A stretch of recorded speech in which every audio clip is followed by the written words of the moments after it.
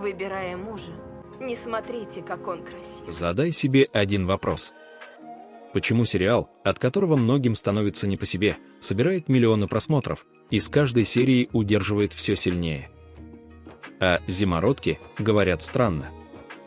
Его одновременно называют историей любви и историей, от которой становится тревожно. Его обвиняют, защищают, запрещают обсуждать и тут же обсуждают еще громче. В сети появляются признания зрителей, которые говорят, что после просмотра у них меняется восприятие отношений. Некоторые сцены называют слишком правдоподобными. Другие – слишком красивыми, чтобы быть безопасными. Но почти никто не может объяснить, почему от этого сериала так сложно оторваться. В этом видео мы разберемся, как за роскошной картинкой скрываются механизмы, которые незаметно воздействуют на зрителя. Почему определенные сцены вызывают зависимость? Как герои, которых невозможно оправдать, становятся теми, за кого переживают? И почему самый тревожный эффект этого сериала раскрывается только ближе к концу?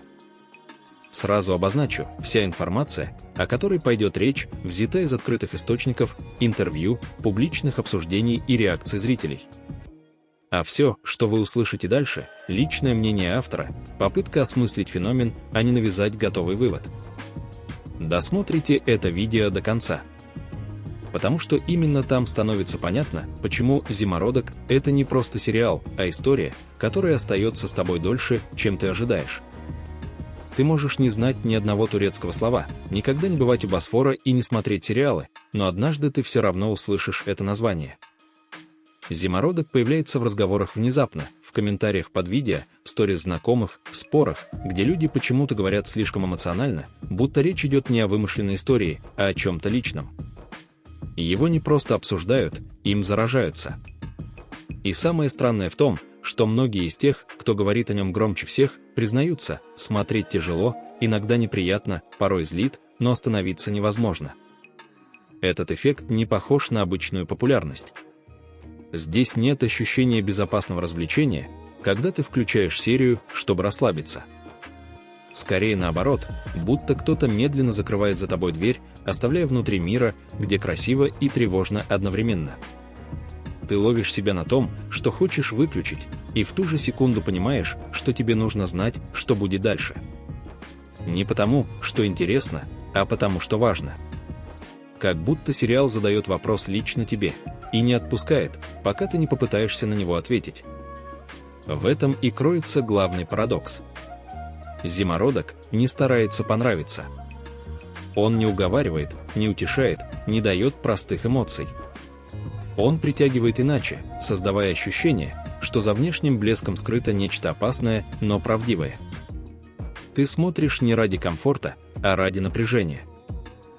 Ради того странного момента, когда понимаешь, тебе показывают не сказку, а отражение, и отвести взгляд почему-то сложнее, чем продолжать смотреть. И прежде чем мы пойдем дальше, важно зафиксировать одну вещь. Этот рассказ не про сюжет и не про героев в привычном смысле. Это история о том, как зрителя шаг за шагом затягивают в красивый капкан. О том, почему роскошь может пугать сильнее бедности, а любовь ранить сильнее равнодушия. Чтобы это понять, нужно сначала войти в пространство, которое выглядит безупречно. Именно с него все и начинается. Сначала все выглядит как приглашение. Камера скользит по воде, свет отражается в окнах старого особняка, воздух словно наполнен тишиной и достатком. Здесь нет суеты, только уверенность людей, которые привыкли, что мир подстраивается под них. Этот дом у Босфора не просто место действия, а обещание. Сейчас тебе покажут жизнь, в которую хочется заглянуть. Не из зависти, из любопытства. Потому что такая красота всегда кажется недосягаемой и потому особенно притягательной. Но чем дольше ты смотришь, тем отчетливее чувствуешь странный дискомфорт. Роскошь здесь не радует, она давит. Пространства слишком много, тишина слишком плотная, взгляды слишком внимательные. Каждая комната будто хранит правила, которые никто не произносит вслух, но все обязаны им следовать. И именно в этот момент приходит понимание: этот мир не создан для счастья. Он создан для контроля. Семейные ужины выглядят торжественно, но за столом почти не говорят о чувствах. Здесь обсуждают репутацию, статус, правильные решения. Даже паузы звучат громче слов. Кажется, что стены этого дома умеют слушать и запоминать, а потому каждый, кто здесь живет, постоянно настороже. Внешне – порядок и традиции. Внутри – напряжение, которое невозможно спрятать ни за дорогой одеждой, ни за красивыми жестами. Именно так сериал начинает свою игру со зрителем. Он показывает мечту и тут же заставляет сомневаться, стоит ли в нее верить. Потому что за идеальной картинкой все чаще проступает ощущение ловушки. Ты еще не знаешь подробностей, не понимаешь, кто и что потеряет, но уже чувствуешь, отсюда не выходит без последствий. И чем привлекательнее выглядит этот мир, тем страшнее становится мысль оказаться внутри него по-настоящему. В этот момент история делает почти незаметный, но решающий поворот. Красота перестает быть фоном и становится испытанием. Она больше не украшает происходящее, она его оправдывает. И как только зритель привыкает к этому блеску, сериал делает следующий шаг, окончательно лишая иллюзии свободы. Потому что в таком мире даже личные решения редко принадлежат самому человеку.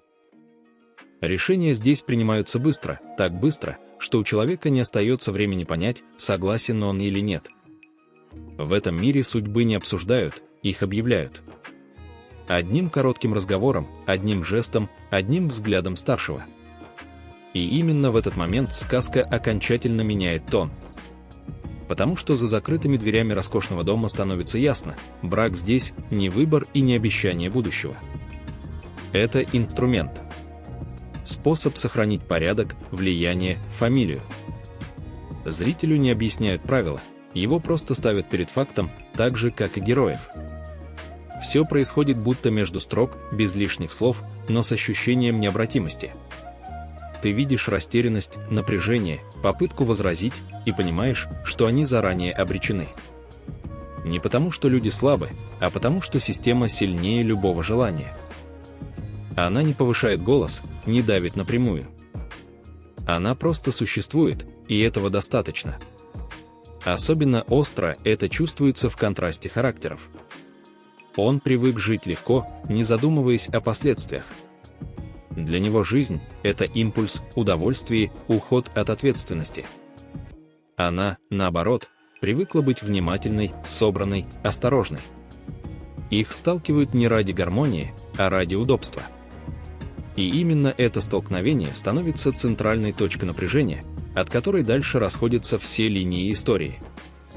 Важно то, как сериал подает этот момент. Здесь нет громкой трагичности, нет резких поворотов камеры. Все происходит почти буднично, и от этого становится еще тревожнее. Потому что ты начинаешь понимать, для окружающих это нормально. Так было всегда, так будет и дальше. И если кто-то чувствует страх или внутренний протест, это воспринимается как досадная помеха, а не как проблема. С этого мгновения история перестает быть просто рассказом о богатой семье. Она становится наблюдением за тем, что происходит с людьми, когда у них отнимают право решать за себя. И именно здесь появляется фигура, без которой этот сериал не вызывал бы столько споров.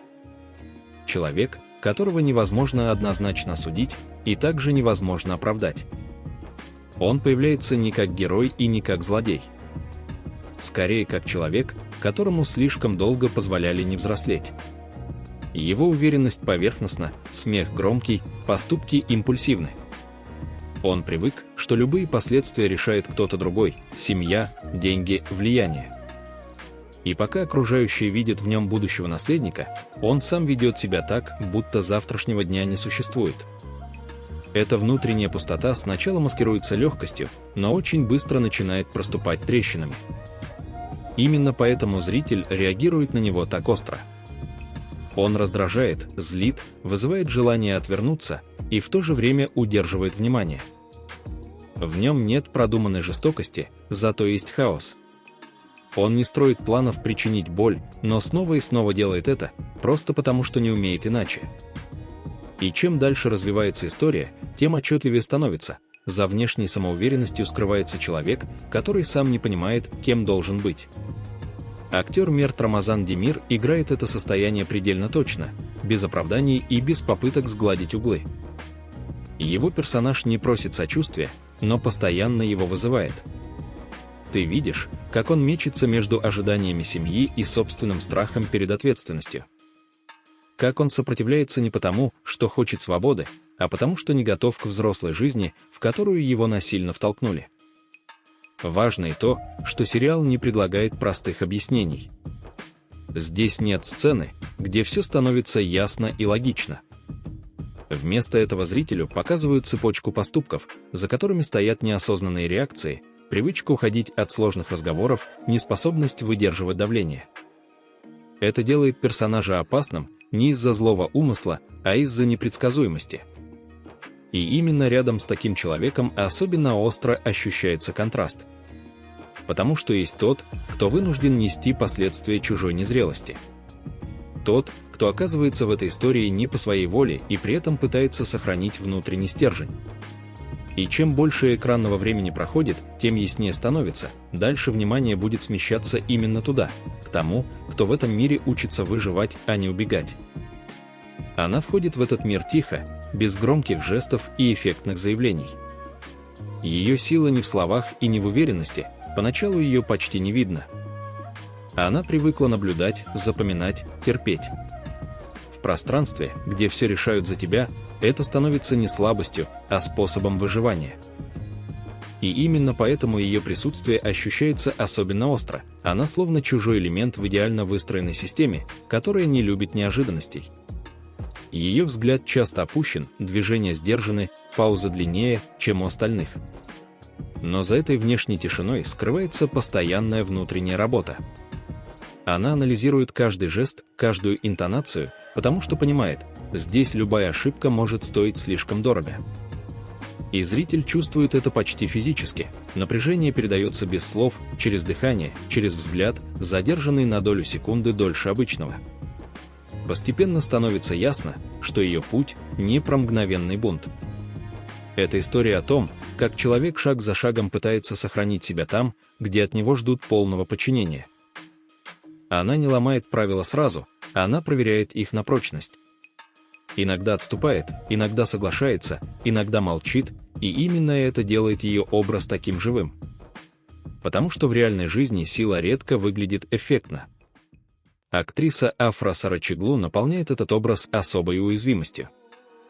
В ее игре нет показной героичности, зато есть честность. Благодаря этому персонаж перестает быть просто частью сюжета и превращается в точку, через которую зритель начинает воспринимать весь происходящий мир. Мы видим дом, традиции, конфликты уже не со стороны, а изнутри, глазами человека, который оказался здесь без защиты. И именно в этот момент история начинает выходить за рамки экранной драмы. Потому что многие узнают в ней не вымышленный образ, а реальные чувства. Страх сказать лишнее, необходимость подстраиваться, желание быть услышанной. Этот отклик делает сериал особенно обсуждаемым и одновременно опасным.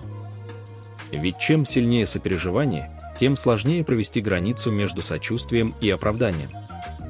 И именно здесь начинается самый острый и самый спорный разговор вокруг этой истории. В какой-то момент история перестает быть просто наблюдением за персонажами и превращается в испытание уже для зрителя. Потому что эмоции, которые она вызывает, становятся слишком сильными, чтобы оставаться нейтральными. Здесь больше нельзя просто смотреть со стороны. Возникает внутренний спор, где проходит граница допустимого, и в какой момент сочувствие начинает работать против нас самих. Сериал выстраивает напряжение так, что боль и нежность оказываются рядом, почти неразделимыми. После резкой сцены может последовать тихий момент близости, после отчуждения – попытка сближения. Это создает ощущение постоянных качелей, на которых зрителя раскачивают все сильнее. И именно здесь возникает главная претензия: не становится ли чужая боль слишком красиво поданной? Не начинает ли зритель ждать следующего эмоционального всплеска, как части привычного ритма? Обсуждения выходят далеко за пределы экрана. Одни говорят, что сериал честно показывает сложные отношения и не дает готовых ответов. Другие уверены, что такая подача стирает опасные границы и приучает воспринимать напряжение как норму. Эти споры только усиливают интерес, потому что каждая новая серия словно подбрасывает аргументы обеим сторонам. История не объясняет, кто прав. Она лишь подталкивает к реакции. И именно это делает просмотр почти непрерывным. Ты ловишь себя на том, что ждешь следующего эпизода не ради сюжета, а ради эмоционального разрешения, которое все никак не наступает. Кажется, что вот сейчас станет легче, яснее, спокойнее, но напряжение лишь меняет форму. Оно не исчезает, а перераспределяется, заставляя снова и снова возвращаться к экрану. Постепенно становится понятно, сериал удерживает внимание не событиями, а состоянием. Он создает ощущение незавершенности, которое невозможно игнорировать. И чем дольше длится это ощущение, тем сильнее возникает вопрос, почему мы добровольно остаемся внутри истории, которая так откровенно лишает комфорта. Ответ на него скрыт не в персонажах и не в конфликтах, а в том, как именно эта история воздействует на наше восприятие. Чем дальше развивается история, тем яснее становится, дело уже не только в том, что происходит, а в том, как это подается. Каждая серия словно заканчивается на полувздохе. Вроде бы сказано многое, но главное – отложено.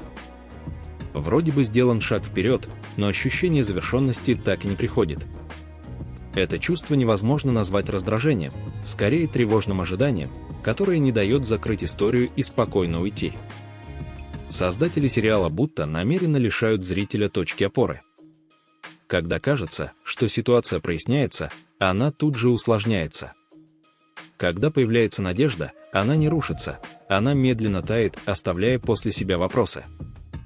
Именно поэтому паузы здесь работают сильнее слов. Молчание, взгляд, недосказанность – все это становится частью ритма, к которому зритель незаметно привыкает. Этот эффект усиливается тем, что сериал не дает привычных эмоциональных наград. Здесь редко бывает ощущение «наконец-то все хорошо». Вместо этого предлагается нечто иное – ощущение вовлеченности. Ты больше не наблюдатель, ты участник внутреннего процесса. Ты начинаешь мысленно продолжать сцены, додумывать реакции, спорить с персонажами, возвращаться к эпизодам уже после просмотра. История продолжает жить за пределами экрана. Именно поэтому обсуждения так быстро выходят в социальное пространство. Люди делятся не пересказом событий, а своими ощущениями. Кто-то говорит, что ему тяжело смотреть, но он не может остановиться. Кто-то признается, что злится на персонажей, но ждет каждую новую серию. Это не коллективный восторг, это коллективное напряжение. И в этом напряжении зрители неожиданно находят связь друг с другом. Постепенно становится понятно, сериал работает как зеркало не только для общества, но и для самого зрителя. Он заставляет столкнуться с вопросами, которые обычно стараются обходить стороной. Почему нас так притягивают сложные отношения? Почему мы готовы терпеть дискомфорт ради надежды на изменения? И если история удерживает нас так сильно, значит, она задевает что-то гораздо более глубокое, чем просто интерес к чужой жизни. Именно здесь феномен «зимородка» начинает выходить за рамки экрана и превращаться в культурное явление. В какой-то момент становится заметно, что история перестает принадлежать только экрану. Она выходит наружу, в комментарии, короткие видео, эмоциональные обсуждения, где люди из разных стран говорят об одном и том же, даже если используют разные слова. Сериал превращается в общий язык, в пространство, где зрители узнают друг друга не по вкусам, а по пережитым чувствам. Кто-то видит в нем личный опыт, кто-то – предупреждение, кто-то – попытку разобраться в том, что обычно замалчивают. Это редкий случай, когда художественная история запускает общественный диалог без прямых лозунгов. Здесь никто не объясняет, как правильно думать и что чувствовать. Вместо этого зрителя оставляют наедине с неоднозначностью. Именно она и становится причиной того, что сериал обсуждают так долго и так горячо. Каждая сцена может быть прочитана по-разному, и ни одно прочтение не выглядит окончательным. Важно и то, что эта история ломает привычные ожидания от жанра. Она не стремится утешить, не обещает справедливого финала и не дает гарантии изменений. Это заставляет зрителя быть внимательнее, осторожнее, честнее с самим собой. Ты уже не ждешь простых решений, ты следишь за процессом. За тем, как медленно меняются люди, и как иногда они не меняются вовсе. Со временем сериал становится точкой отсчета. Его сравнивают с другими проектами, на него ссылаются, его используют как пример, удачный или спорный, но всегда показательный. Он становится частью культурного фона, в котором разговор о сложных отношениях и давлении традиций звучит громче и отчетливее. И именно это делает историю по-настоящему живой. Потому что она не заканчивается титрами, она продолжается в размышлениях, сомнениях и внутренних диалогах зрителей. И теперь, когда мы подошли почти вплотную к финалу этого рассказа, остается самый важный момент. Не про персонажей, не про критику и не про популярность, а про то, что на самом деле удерживает нас внутри этой истории до последней минуты. В следующей части, последней, мы подойдем к этому вопросу максимально близко. В какой-то момент ты ловишь себя на неожиданной мысли. Дело было не в роскоши, не в конфликтах и даже не в персонажах. Все это лишь оболочка. Настоящая причина, по которой эта история держит до самого конца, — ощущение узнавания. Сериал не предлагает побега от реальности, он, наоборот, мягко, но настойчиво возвращает к ней. Он показывает, как легко привыкнуть к давлению, если оно подается красиво. Как просто перепутать надежду с ожиданием. И как трудно признать, что иногда люди остаются в болезненных ситуациях не потому, что не видят выхода, а потому что слишком долго верят в перемены. Здесь нет одного главного ответа и нет правильной стороны. История не говорит, кто виноват и кто прав. Она оставляет зрителя наедине с ощущением внутреннего напряжения, которое не снимается финальными кадрами. Именно поэтому после просмотра не хочется сразу включать что-то другое. Возникает пауза, короткая, но значимая. Та самая тишина, в которой мысли продолжают двигаться сами. «Зимородок» не старается стать любимым сериалом. Он становится тем, о чем думают дольше, чем планировали. Тем, что вызывает споры, сомнения, внутреннее возражение. И, возможно, именно в этом заключается его главный феномен. Он не развлекает, он вовлекает. Не успокаивает, заставляет чувствовать. Не дает выхода, но показывает, насколько важно хотя бы попытаться его увидеть. Когда история заканчивается, остается не финал, а вопрос. Тихий, но настойчивый. О том, что мы готовы принимать в своей жизни как норму. И что однажды стоит перестать оправдывать красивой формой. Именно с этим ощущением зритель и остается, и, возможно, именно поэтому эта дверь закрывается не до конца. Если эта история заставила вас задуматься, значит, мы прошли этот путь не зря. Спасибо, что досмотрели видео до конца. Если вам близки такие темы, если вам интересно разбирать сложные чувства, отношения и истории, которые остаются с нами дольше обычного, подписывайтесь на канал «Любовь и мечты». Поддержите видео лайком и обязательно напишите в комментариях, что вы почувствовали и какой момент задел вас больше всего. Ваши мысли – это продолжение этого разговора. До встречи в следующих историях.